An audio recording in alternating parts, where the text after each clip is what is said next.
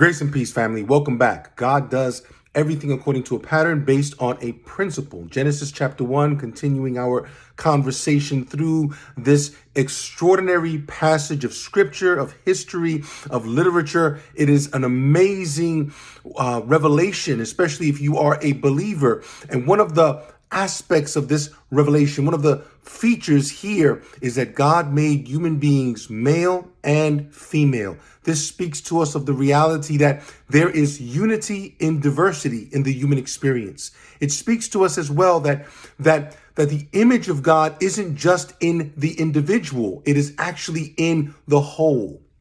And this speaks to us as well of this reality that is so easy to take for granted, but that male and female, that there is a unity, there is an equality of essence, but there is also a distinction of function.